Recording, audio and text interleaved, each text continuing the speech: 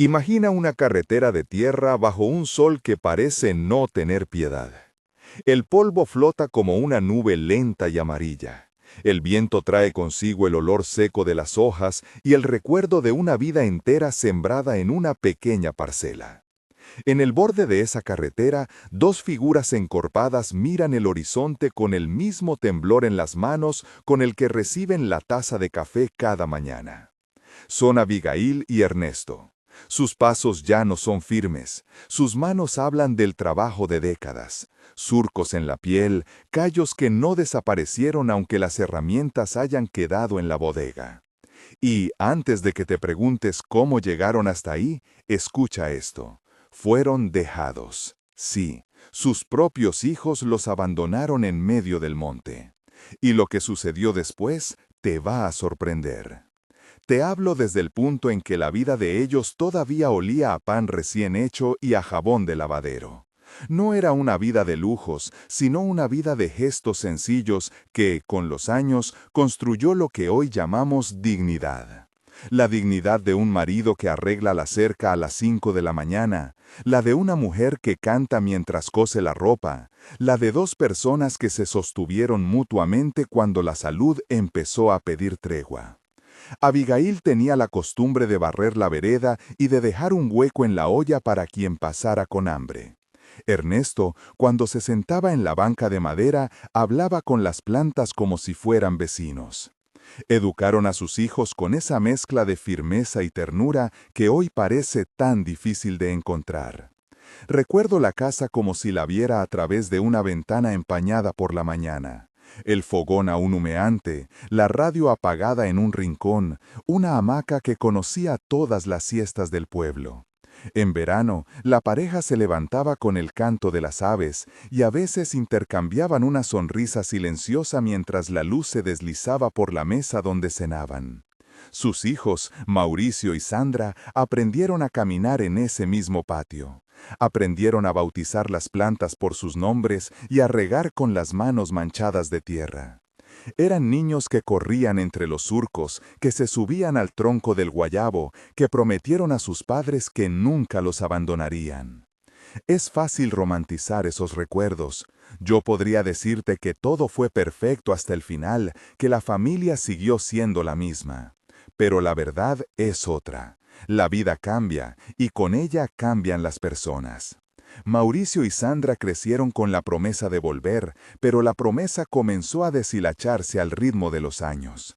Primero fueron llamadas menos frecuentes, luego excusas, trabajo, estudio, estamos ocupados. Las visitas se convirtieron en saludos cortos a través de una pantalla. El orgullo, esa sombra sutil, empezó a filtrarse en pequeñas frases. No entiendo por qué querrían seguir viviendo allí. ¿Te suena? ¿Has visto a alguien decir aquello con el gesto de quien mide la vida por lo que se comparte en redes o por lo que brilla en la ciudad? No se trata de demonizar a los hijos de inmediato.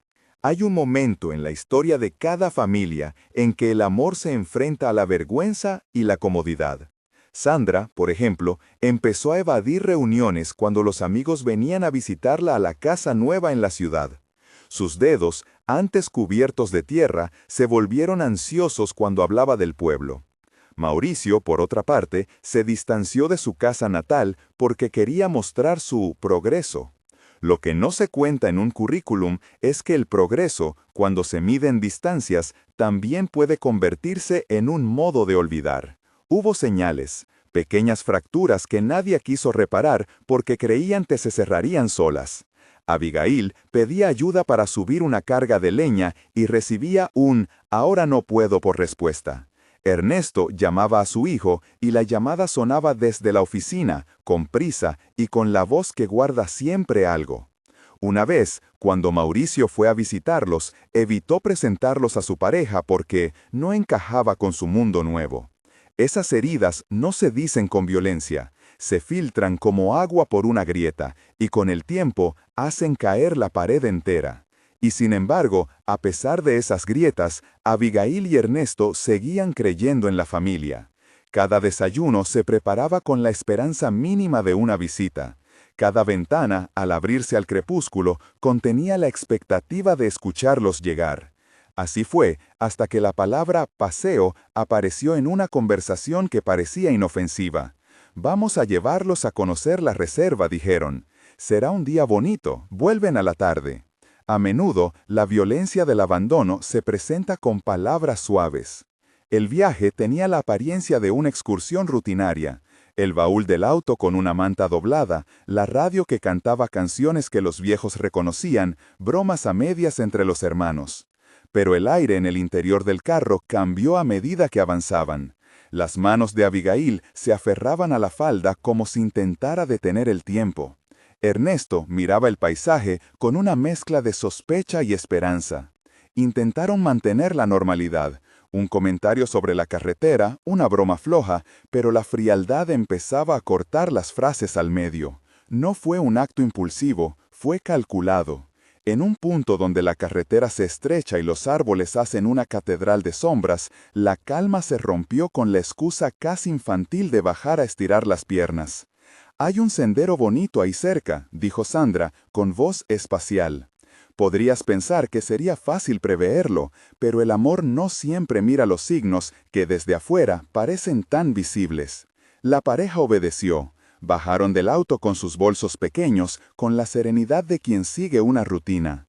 Se quedaron mirando los árboles, con el murmullo de las hojas como techo.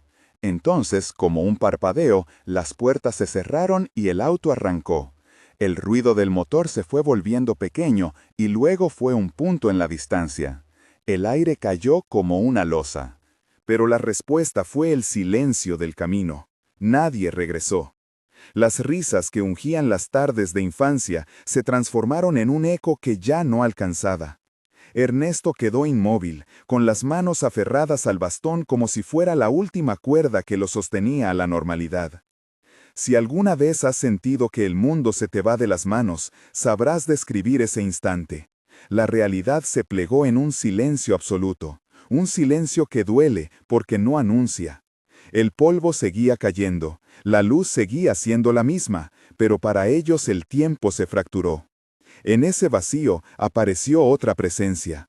Al inicio fue un ruido que no parecía pertenecer al paisaje, un rugido sostenido, una vibración que recorría la tierra como si el suelo respirara diferente. El polvo se agitó en círculos y las aves se callaron. Si lo escuchas con atención, todavía hoy es posible oírlo en los relatos de quienes estuvieron cerca. Un gruñido grave, profundo, que se multiplica en los pechos. Una figura grande cortó la distancia entre las sombras y la carretera. Su melena, cuando el sol la alcanzó, pareció arder en tonos de oro y ocre. Rufus, el león del santuario cercano, apareció no como un juez ni como una sentencia, sino como un cuerpo inmenso que se acercaba con paso lento. En ese momento, el espectador que espera la escena de peligro máximo ya siente la tensión subiendo en el pecho. ¿Atacará? Se come la escena dolorosa y convierte el abandono en tragedia física.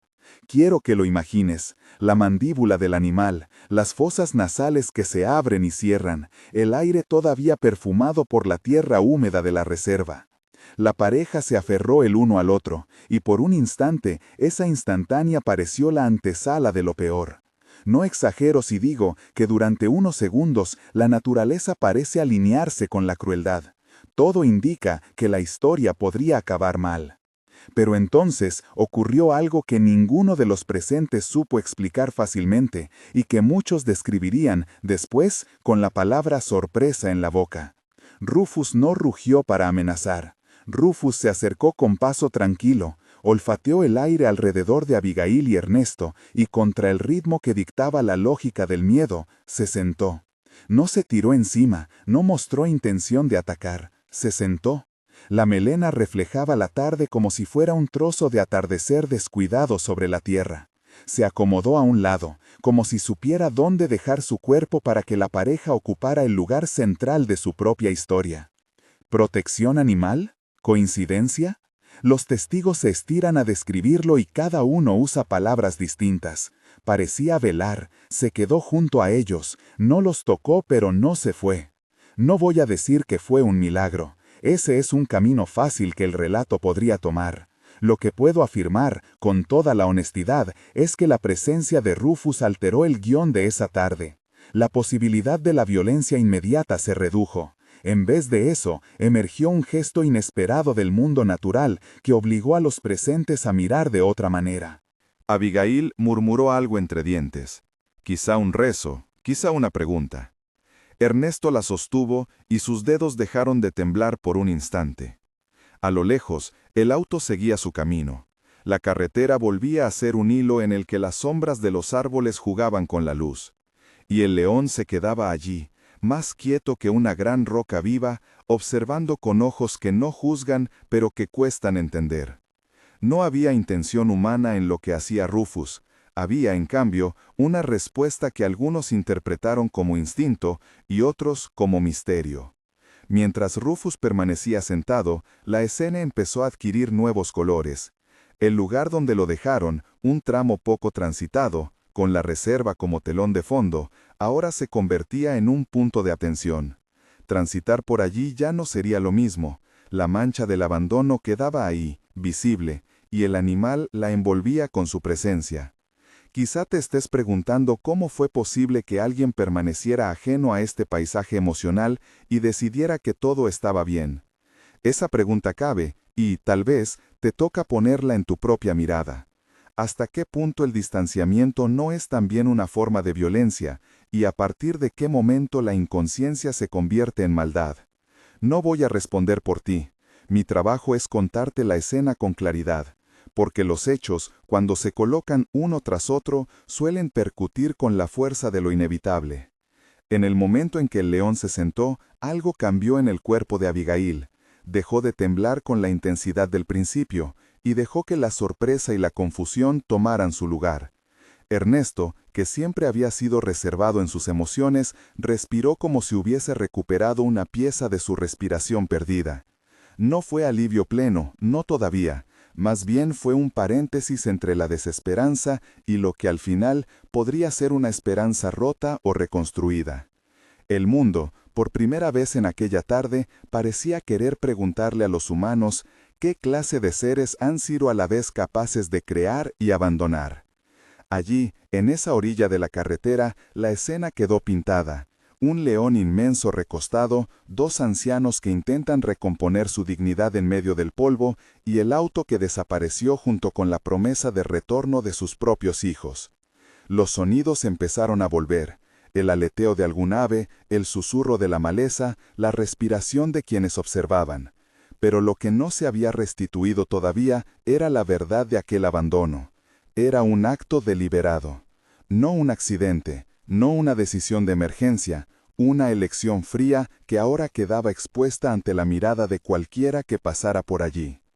Algunos minutos después, y aquí es donde la tensión se hace más tangible, porque las cuestiones prácticas y humanas comienzan a acumularse, la pregunta que recorre la escena es clara. ¿Cómo van a volver a la ciudad? ¿Quién los ayudará? ¿Quién llamó la atención de quienes pasan por la ruta? Y más importante aún, ¿quién se hará cargo de la herida que ya no es solo física, sino humana, moral? Las respuestas no se presentan de inmediato.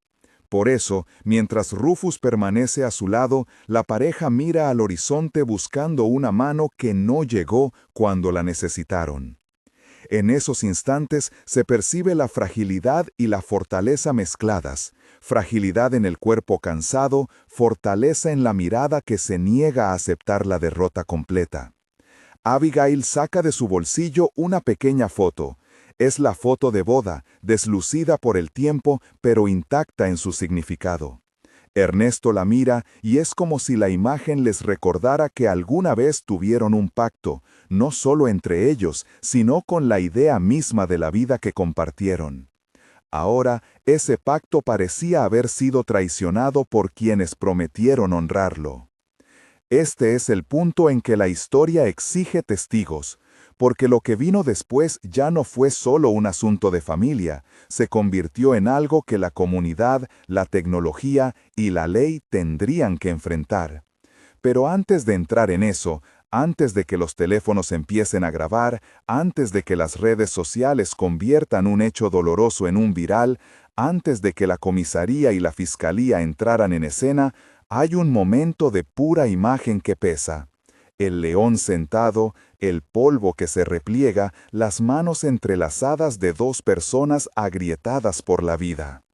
Si aún te hace ruido la pregunta del principio, ¿qué harías si tus propios hijos te dejaran así? No la sueltes. Piénsala mientras seguimos desgranando cómo llegaron hasta aquí y por qué la reacción de los que pasaron por la carretera cambió el rumbo de la historia. Lo que ocurrió a continuación no fue solo una cuestión de suerte, fue la confluencia de un gesto animal que nadie esperaba y de la indiferencia humana que nadie justificará. Y ese contraste sería, más adelante, la chispa que encendería la indignación de muchos. Antes de seguir, te pido algo breve. Si esta historia te toca, si reconoces en Abigail y en Ernesto a tus propios abuelos, a tus vecinos o a tus padres, suscríbete para seguirla con nosotros. Hay historias que demandan justicia y, sobre todo, compasión. En menos de lo que pensamos, la noticia se movió, las cámaras empezaron a grabar y las voces jóvenes que andaban por la ruta, entre curiosos y solidarios, tomaron la escena en sus manos. Pero eso pertenece a otro tramo del camino, a las vueltas que la sociedad daría en torno a ese abandono. Por ahora, volvamos al polvo y a la melena dorada. Entre la quietud del animal y la quietud forzada de los mayores se abrió un tiempo suspendido. Algunos vecinos que recorrieron la ruta más tarde, cuando ya el rumor circulaba por el pueblo, contaron que Rufus parecía no querer dejar el lugar, porque algo en la tristeza de Abigail y Ernesto lo retenía allí. Otros dijeron que simplemente guardaba su territorio. Cada relato buscó una explicación para lo inexplicable. Que un león, en un gesto que se sale del libreto del miedo, se presentara como guardián en una tarde de abandono humano. Mientras los relatos crecían, la pareja se esforzaba en recomponerse. Abigail buscó en su bolso algún papel con números, alguna dirección conocida, y Ernesto, con la paciencia de los que han vivido mucho, trató de hacer cálculos para decidir el próximo paso. Con manos que habían hecho tanto por la casa y por sus hijos, intentaban ahora sostenerse mutuamente en la orilla de la indefensión. En la parte más íntima de ese momento, cuando nadie aún había decidido qué hacer, yo te confieso algo. La escena me obligó a mirar más allá del gesto heroico del animal. Me obligó a mirar las fisuras de un tejido social que permite que sus miembros más frágiles queden a la intemperie. Un león sentado no es una respuesta suficiente, es un espejo que devuelve la pregunta sobre quiénes somos cuando nos enfrentamos a la responsabilidad de cuidar a quien nos cuidó. ¿Acaso la modernidad nos hizo olvidar los deberes con los ancestros? ¿O fue la comodidad, disfrazada de progreso, la que enseñó a algunos a subordinar el lazo familiar al aplauso urbano? Mientras esas preguntas se alojaban en el aire caliente, el sol seguía descendiendo, dejando sombras más largas sobre la carretera de tierra. Abigail y Ernesto, apoyados el uno en el otro, observaron a Rufus como si fuera un centinela prestado por la naturaleza. Y en esa imagen quedó suspendida la promesa de que alguien más sabría del abandono. Porque las cosas, finalmente, no se mantienen siempre en silencio. Las cámaras, los testimonios, el rumor en la plaza y las voces de los jóvenes que pasaron por la ruta empezarían, en cuestión de horas, a transformar esa tarde en una historia que demandaría respuesta. Entonces, mientras Rufus seguía ahí, sentado y tranquilo, la pregunta que queda en la garganta es otra. ¿Qué se hace cuando la familia falla? ¿Cómo reconstruir la dignidad de quienes han sido dejados en el camino? En ese momento, nadie tenía la respuesta completa. Lo único cierto era que la escena ya no pertenecía solo a Abigail y Ernesto. La atención colectiva comenzaba a posarse como una segunda luz sobre ellos, y con esa luz vendrían decisiones, pruebas y la posibilidad, aunque todavía remota, de alguna forma de justicia. Pero eso, como te dije al principio, ya es otra parte del relato. Aquí, por ahora, el polvo, el león y la mirada de dos ancianos quedan como prueba muda de que la crueldad humana puede ser confrontada por la sorpresa de la naturaleza y, en ocasiones, por la solidaridad que despierta en quienes están atentos. Las cámaras empezaron a llegar antes de lo que imaginé. Primero fue un teléfono, sostenido con manos temblorosas por un viajero que se detuvo al ver la escena. La imagen tembló, pero el encuadre quedó claro. La melena dorada recortada contra el cielo, las dos figuras encorvadas y el polvo que no quería asentarse. Después vinieron más teléfonos. Un grupo de chicos que pasaba en una camioneta detuvo el motor. Bajaron con la curiosidad inquieta de quien encuentra algo que no esperaba ver aquel día, y sin dramatizarlo demasiado, empezaron a grabar. Uno de ellos se llamaba Heitor. Tenía una mirada de quien colecciona historias para contarlas luego en la pantalla, pero lo que recogió con su cámara no era un contenido más, era una prueba. Grabó el auto que se alejaba, la forma en que las puertas se cerraron, la expresión de los hijos que, desde el cristal trasero, no miraron atrás. Captó, sin proponérselo, la secuencia que haría la diferencia entre un rumor y una evidencia. Heitor y su equipo eran jóvenes. Algunos reían nerviosos, otros no hablaban. Eran conscientes de que su teléfono podía ser la cuerda que atara una verdad. Un video, aunque a veces pequeño, puede gritar más alto que una voz. Lo subieron a una red social local con palabras simples: dejen esto viral. En cuestión de horas, lo que sucedía en ese camino dejó de ser un secreto de pocos para convertirse en una noticia que la gente comenzó a repetir con indignación. Teléfonos, mensajes, llamadas. La escena se transformó en un pulso que los habitantes del pueblo y muchos desconocidos siguieron con el pecho apretado. Mientras tanto, en la tarde ya caída, Raimundo, el tratador del santuario, apareció corriendo por un sendero con un vehículo que olía a leña y a limpieza. Me gusta imaginarlo así: manos callosas, cara curtida por el sol y una prisa que no parecía pertenecer al ritmo del lugar. Había recibido un aviso. Alguien había visto a Rufus fuera del recinto, junto a dos ancianos. Para él, que pasaba las horas con animales que no tenían elección de su destino, aquella llamada fue una urgencia humana. Llegó, habló en voz baja con el león, lo calmó con gestos que solo quien convive con animales comprende. Lo primero que hizo fue acercarse a Abigail y Ernesto con una mantita en la mano y una voz que no alzaba el tono. No estén solos, les dijo, como quien rescata algo más que cuerpos. Raimundo no fue solo un técnico que vino a llevarlos, fue quien, en palabras sencillas, explicó lo que muchos no sabíamos, que Rufus no era un león agresivo por naturaleza, sino un animal con comportamientos complejos, y que en ocasiones respondía a estímulos sociales.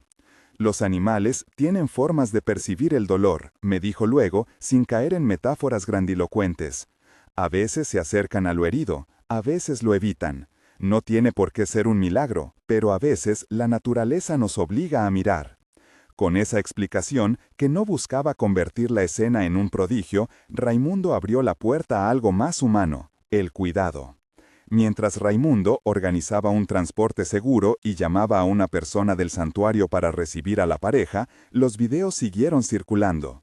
Heitor subió una toma que se convirtió en la pieza clave, el plano que mostraba la placa y la fuga. No era una toma perfecta, pero era suficiente para que la policía tuviera un punto de partida. La visibilidad de la grabación hizo que más y más gente identificara al vehículo por la ruta. Algunos reconocieron el modelo, otros recordaron la matrícula que habían visto otra vez en la plaza. En ese tejido de memorias y registros, el delito dejó de ser una intemperie, se volvió una acción concreta que cabía investigar. La llamada a la comisaría fue inevitable. Sargento Delio atendió la denuncia con la calma que da la práctica en casos de cierta crudeza emocional. Me gustó la forma en que actuó, serio pero no teatral. Llegó acompañado de la soldado Laí, que tenía la empatía visible en los ojos. Cuando vio a Abigail y a Ernesto, su gesto fue el de quien comprende la distancia entre la teoría y la carne. Interrogaron, tomaron declaraciones, aseguraron el lugar para que los videos no se manipularan. Hubo una mezcla de profesionalismo y de piedad silenciosa. La policía no se hacía espectáculo, sino que hacía lo que podía en medio de un drama que pedía más respuestas que las instituciones podían ofrecer en un primer momento. Con los elementos recogidos, la grabación de Heitor, testimonios de algunos transeúntes, la constatación física de que los mayores estaban efectivamente abandonados, la policía comenzó a rastrear el origen del vehículo. No vamos a inventar procedimientos técnicos que no fueron narrados. Lo cierto es que, con la ayuda de la comunidad, los hijos fueron ubicados en pocas horas. Esa rapidez no surgió solo de la acción policial, sino de la indignación colectiva que exigía una respuesta. Desde el momento en que una imagen se vuelve pública, la responsabilidad ciudadana juega un papel decisivo. Cuando detuvieron a Mauricio y a Sandra, no fue a la fuerza dramática de una escena de película. Los encontraron en la ciudad, en una casa que podía haber sido la de cualquier hijo que intentó borrar su pasado. Al ver a los agentes, la expresión en sus rostros no fue la de delincuentes endurecidos, sino la de personas atrapadas entre la vergüenza y una culpa que les caía pesada. No hubo gritos, hubo gestos de sorpresa y la sensación evidente de que ellos sabían que no era solo la policía la que los miraba, era también la mirada social que los iba a juzgar. En la comisaría fue donde la historia adquirió su otro tono, el de la confrontación íntima. Abigail y Ernesto llegaron acompañados por Raimundo y por Heitor, que había insistido en estar presente, no para alimentar el morbo, sino para asegurar que la voz de los mayores se oyera. Las paredes de la comisaría, acostumbradas a trámites y a papeles, se encontraron de pronto con algo más profundo. La palabra traición resonó sin que nadie la pronunciara en voz alta. En una sala pequeña, con la luz saliendo por una ventana angosta, se produjo un encuentro que nadie olvidaría. Los hijos no trazaron defensas elocuentes. Mauricio, con la voz ahogada, balbuceó explicaciones que sonaron a excusas. La presión social, el miedo a que sus amigos vieran a sus padres en una vida que él ya no compartía. Sandra, con las lágrimas contenidas, reconoció que habían decidido deshacerse de una carga que les parecía insoportable. Sus palabras no buscaban justificar, querían, más bien, nombrar una realidad que en el fondo les quemaba. No supimos cómo enfrentarlo, dijo Mauricio en uno de esos momentos en que la honestidad surge como una fisura. Pensamos que hacíamos lo mejor para nosotros. Era evidente que la culpa los había alcanzado, pero la culpa sola no rehace lo que se rompe. La fiscalía, representada por un promotor que conocería luego la historia por las redes, no quiso convertir el caso en una reacción punitiva sin sentido. Se planteó algo distinto, una pena alternativa de trabajo comunitario orientada a la reparación y al aprendizaje. No fue una imposición sin rostro, fue una decisión que buscó responder a la pregunta: ¿cómo enseñar responsabilidad sin destruir la posibilidad de reparación? La alternativa propuesta fue clara: trabajo comunitario como cuidadores en centros donde se atiende a adultos mayores víctimas de abandono. Era una pena que llevaba en su núcleo la idea de enfrentar a quienes habían hecho el daño con la realidad que habían provocado. Cuando la propuesta llegó a la mesa, hubo silencio. Para los padres, la idea de que sus hijos trabajaran al cuidado de otros ancianos era una mezcla de dolor y de alivio. Dolor porque simbolizaba la magnitud de lo que habían vivido. Alivio porque de alguna manera permitía que los hijos afrontaran las consecuencias sin caer en la cárcel y sin romper del todo la posibilidad de restituir. Para la comunidad era una señal de que la justicia podía mirar más allá del castigo y buscar la restitución del tejido social. El promotor habló claro, no se trataba de un premio ni de un simple trámite, era una oportunidad para que Mauricio y Sandra entendieran desde la práctica diaria lo que significa cuidar. Las conversaciones entre las partes no fueron rápidas ni limpias. En una sala de la comisaría, con la luz entrando a franjas, Abigail miró a sus hijos. La voz le salió baja, como si tuviera que sacar algo de un sitio profundo. No es que ahora lo que más quiero sea castigo. Quiero que entiendan que esto duele. Quiero que lo entiendan con acciones, no solo con palabras. Ernesto, con la maleza en los ojos y la paciencia que le daba el tiempo, añadió: no quiero que nos usen como una lección pública, pero quiero que cambien algo en su corazón. Mauricio se llevó las manos a la cara. Sandra sostenía el temblor de su propia voz. Ninguno pidió perdón para salir más rápido de la vergüenza. El arrepentimiento, cuando es sincero, lo muestra la conducta, no las palabras apresuradas. El promotor propuso entonces el acuerdo. Pena alternativa de trabajo comunitario con una supervisión que incluyera, entre otros puntos, una evaluación periódica y la obligación de participar en talleres sobre envejecimiento y cuidados. Era una pena que buscaba transformar el conocimiento abstracto en responsabilidad concreta. Los vecinos y la gente que había seguido el caso de cerca reaccionaron de diferentes maneras. Algunos consideraron que la pena era blanda, otros que tenía sentido. Lo cierto es que la alternativa generó un debate público sobre qué es justicia en casos donde el vínculo familiar se quiebra. La respuesta no fue unívoca. Lo que sí fue claro fue que, al salir de la comisaría, los hijos ofrecieron algo que en muchas historias similares no aparece: un compromiso de cambio. En la plaza del pueblo, frente a quienes habían seguido el caso, dijeron que aceptarían la pena y que, si había que pedir perdón, lo harían de forma privada y pública. No era una absolución, era un comienzo. El perdón de Abigail y Ernesto tampoco fue un gesto vacío ni una señal de olvido. Fue una decisión meditada, un límite puesto sobre la mesa. Te perdonamos, pero no olvidamos, dijo Abigail con firmeza.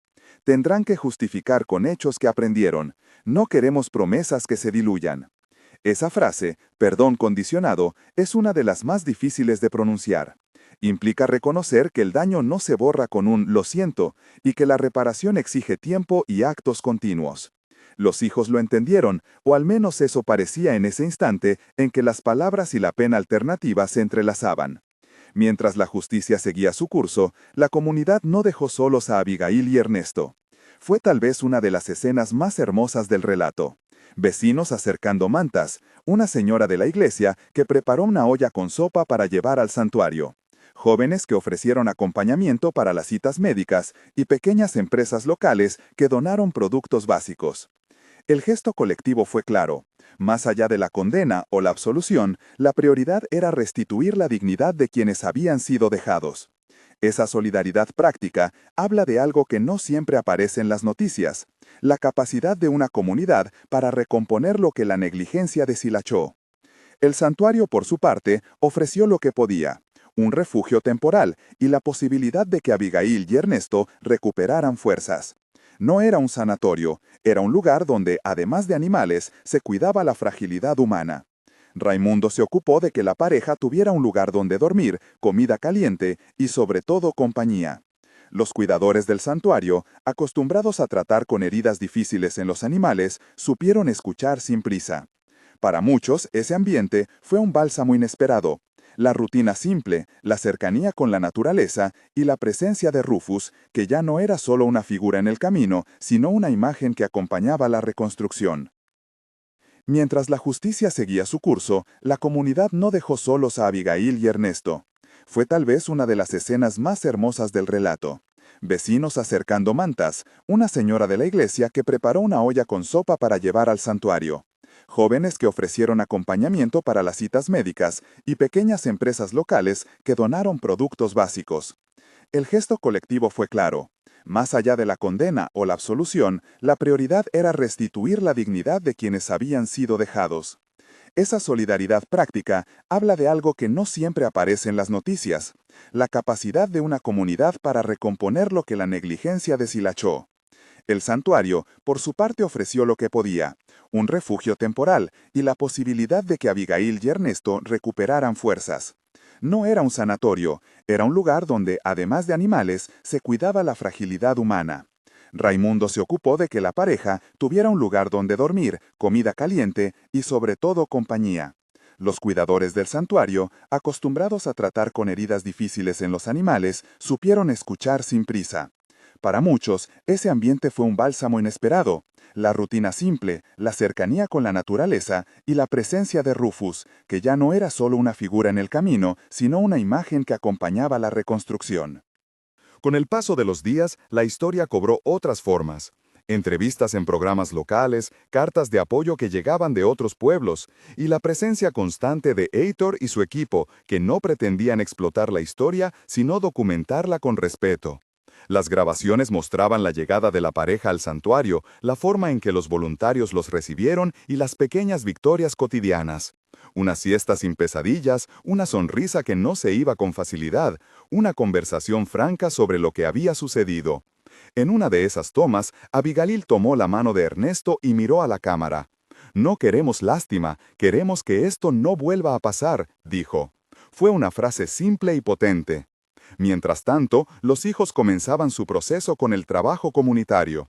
No fue una tarea simbólica ni superficial, implicó limpieza de espacios, atención a la alimentación de ancianos en centros de cuidado y, sobre todo, actividades que los obligaban a convivir con la realidad de quienes habían sido dejados. Los primeros días fueron dolorosos.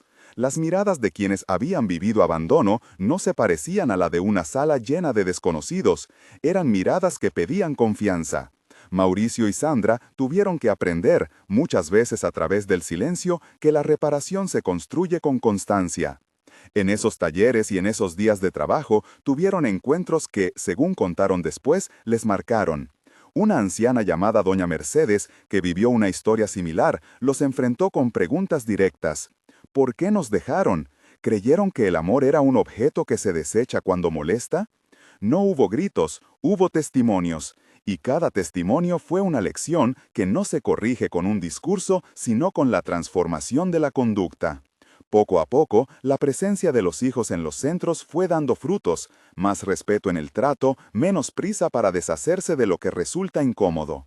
Pero la reconstrucción no fue solo privada. La Fiscalía, con la propuesta aceptada, supervisó que el trabajo comunitario fuera real y que no se tratara de una mera formalidad. El promotor recordó en una declaración que la pena alternativa buscaba impactar tanto en las víctimas como en los agresores. La idea de la justicia restaurativa no es borrar el dolor, sino incorporarlo en una manera de responsabilizar que tenga consecuencias útiles para todos. No era perfecto, pero funcionó como un intento serio de abordar un problema social más amplio, el abandono de adultos mayores en sociedades que a veces invisibilizan a los ancianos. Mientras tanto, Rufus se convirtió en un símbolo. No digo héroe ni lo enaltezco de forma mística, digo símbolo porque su figura ocupó un lugar en la conversación pública sobre el cuidado. En el santuario, los visitantes que iban a ver al león lo encontraban más tranquilo. Raimundo me contó que, después de aquel día, Rufus parecía más cercano a la gente y más sensible a los estados de ánimo, pero él lo decía con prudencia. Son comportamientos observables, aseguró. El punto no es atribuirle intenciones humanas, sino reconocer que la naturaleza, en su modo de operar, puso sobre la mesa una escena que obligó a repensar la ética humana. Hubo gestos simbólicos en el pueblo. Una plaza pequeña donde se colocó una placa que no exaltaba al animal, sino que recordaba a los mayores que no deben ser descartados. Una colecta para mejorar las condiciones del santuario. Una campaña educativa en escuelas para hablar sobre el respeto a los ancianos. La historia se transformó en un eje para cambios locales que quizá, sin ese suceso, no hubieran ocurrido con tanta urgencia. Esa es, a mi modo de ver, la otra cara de la sorpresa. No solo el asombro por el acto animal, sino la movilización humana que siguió. Los encuentros finales entre padres e hijos, después de meses de trabajo comunitario y supervisión, fueron menos dramáticos de lo que algunos esperaban y más reales de lo que otros temían. En una sala arreglada del santuario, con la presencia de mediadores y del promotor que había llevado el caso, se produjo la conversación que definiría el cierre emocional del conflicto. No fue un acto teatral, fue una conversación honesta, por momentos dolorosa. Abigail habló con la seriedad de quien conoce la profundidad del daño. Esto no se borra con un día. No quiero una promesa, quiero prueba, dijo. Ernesto añadió esa idea que llevó en su mirada desde el principio. Nosotros amamos a nuestros hijos, pero no podemos ser la salida para la culpa de nadie. Queremos que actúen con dignidad. Los hijos, por su parte, mostraron un arrepentimiento que ya no era solo palabra. Contaron lo que los había llevado a esa decisión, el miedo a ser juzgados, la presión de pertenecer a un lugar nuevo, la cobardía de no enfrentar una realidad que exigía sacrificio. Fue un relato doloroso, pero útil. En la práctica, prometieron no solo cumplir la pena, sino comprometerse a acciones concretas, visitas regulares, participación en las actividades del santuario y la promesa de no repetir la conducta que los había llevado a abandonar. El perdón, cuando llegó, no fue un acto de magnanimidad romántica, fue un acuerdo maduro. Los padres decidieron perdonar con la condición de que la conducta fuera distinta y verificable. Perdonamos, pero no olvidamos, se repitió con la misma firmeza que al principio, y esta vez sonó menos a advertencia y más a herramienta de reconstrucción, una manera de permitir la convivencia sin negar el daño. La reconciliación entre ellos no fue inmediata, tampoco fue perfecta, eso es importante resaltarlo. Siguieron habiendo heridas que aparecían en las conversaciones, momentos de desconfianza, silencios que requirieron ser atravesados con paciencia. Pero también hubo avances reales, como cenas compartidas, un paseo al que los hijos invitaron a sus padres para mostrar un nuevo compromiso, y pequeños gestos cotidianos que indicaban que la reparación puede materializarse en actos. Nadie pretendió que el pasado desapareciera, solo se trabajó para que el futuro tuviera menos dolor. Con el tiempo, la noticia dejó de ser una tormenta que arrasa. La ética que impuso la historia se instaló como una enseñanza local. El santuario reforzó sus protocolos para el cuidado de animales y la atención a personas vulnerables. La comunidad mantuvo la campaña de prevención del abandono, y la Fiscalía se anotó el caso como ejemplo de cómo la pena alternativa puede funcionar cuando hay voluntad real de reparar. Por supuesto, la historia no se cerró como un cuento que no deja huellas. La desconfianza quedó y la memoria pública de la herida permaneció. Pero de ese lugar roto emergió también algo sano, la posibilidad de que la responsabilidad no sea solo de instituciones, sino de cada persona. En un día de luz clara, ya pasado el episodio principal, volví al santuario.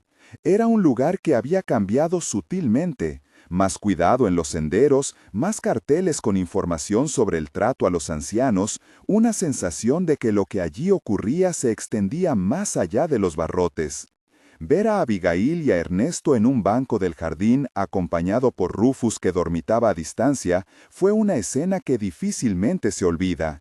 No es una imagen idílica, es la imagen de dos personas que recuperaron parte de la dignidad gracias a una cadena de pequeñas decisiones humanas. La de un tratador que no se desentendió, la de jóvenes que graban para no olvidar, la de vecinos que se acercan con una sopa caliente y la de una fiscalía que buscó una pena con sentido restaurador. Raimundo me habló en voz baja mientras recogía unas herramientas del cobertizo. A veces, la gente mira a los animales y quiere ver en ellos lo que le falta a los humanos, dijo. Y otras veces, los animales nos recuerdan que debemos cuidarnos entre nosotros. Rufus hizo algo que nos interpela, no que nos exonera. Nos puso frente al espejo. Esa frase me acompañó. No porque los animales tengan una moral superior, sino porque la disposición de Rufus cambió el relato y obligó a los humanos a asumir su parte.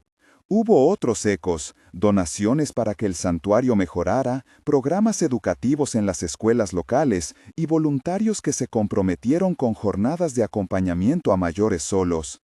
La historia de Abigail y Ernesto se volvió, sin buscarlo, un caso de estudio sobre cómo una comunidad puede responder cuando lo más débil de ella es agredido. Fue, al mismo tiempo, una advertencia. La modernidad y el progreso no deben ser excusas para desentenderse de quienes nos precedieron. Si me preguntas qué es lo que más me impresionó de esta historia, te diré una cosa simple: la capacidad de la comunidad para transformar indignación en acciones concretas. La sorpresa que el título promete no es solo el hecho de que un león se sentara junto a una pareja abandonada. Es que ese acontecimiento desató una cadena que obligó a la gente a mirarse a sí misma y a tomar decisiones. Fue un espejo cruel, sin duda, porque mostró la fragilidad de la familia, pero también fue una oportunidad de aprendizaje colectivo. Quedan preguntas abiertas, por supuesto. Hay gente que seguirá sin entender cómo alguien puede abandonar a sus padres, y otros que comprenderán demasiado bien. la desesperación económica, el agotamiento emocional, la presión social. Estos factores no excusan, explican en parte. La prevención de este tipo de daño requiere políticas, redes de apoyo y, sobre todo, una cultura que no normalice el descarte de los mayores. Es un trabajo largo y, en muchos lugares, todavía indefinido en su alcance. Pero el caso de Abigail y Ernesto mostró que, cuando la sociedad decide intervenir, se pueden crear alternativas humanas de reparación. Lo que sucedió después, por eso, sorprende en múltiples niveles. Por la presencia de Rufus, por la reacción comunitaria, por la decisión judicial de apostar a la reparación y por el lento pero constante trabajo de reconstrucción entre padres e hijos. No hubo fórmulas mágicas, hubo sí decisiones difíciles, compromisos y un sentido claro de que la dignidad no es un lujo, sino una responsabilidad compartida. Hoy, cuando alguien me pregunta qué le diría a un hijo que se plantea abandonar a sus padres, contesto con la misma sencillez que usaron quienes cuidaron de Abigail y Ernesto, que el abandono no es un acto aislado, sino la suma de pequeñas renuncias que terminan por hacer heridas muy profundas, que la reparación existe, pero exige carácter, que el perdón es posible, pero requiere pruebas, y que la dignidad de una persona no se mide por su productividad ni por la comodidad que le supone su existencia. Al despedirme del santuario aquella tarde, observé a Rufus recostado bajo un árbol, la luz jugando en su melena. Abigail y Ernesto caminaban tomados de la mano, sin prisa, con la compañía de quienes la comunidad había puesto a su lado. Los vi sonreír en un momento breve, natural, sin cámaras. Era una sonrisa que contenía el alivio por la compañía y el dolor que todavía no se había ido por completo. Comprendí en ese instante que la historia había tomado un curso que nadie podía haber escrito desde el comienzo. Un curso que mezclaba indignación, justicia, cuidado y sí, la sorpresa de ver a un león junto a dos ancianos. Pero más que la sorpresa del hecho, lo importante fue la sorpresa de la reacción humana, cómo una comunidad se hizo cargo. Si esta historia te tocó, si reconoces en Abigail y en Ernesto a tus propios padres, abuelos o vecinos, compártela, habla con quienes te rodean sobre el cuidado de los mayores. Y si quieres seguir escuchando relatos que combinan dolor y esperanza, suscríbete para no perderte lo que viene. Comparte este video con alguien que necesita ver que, a veces, la solidaridad puede cambiar destinos.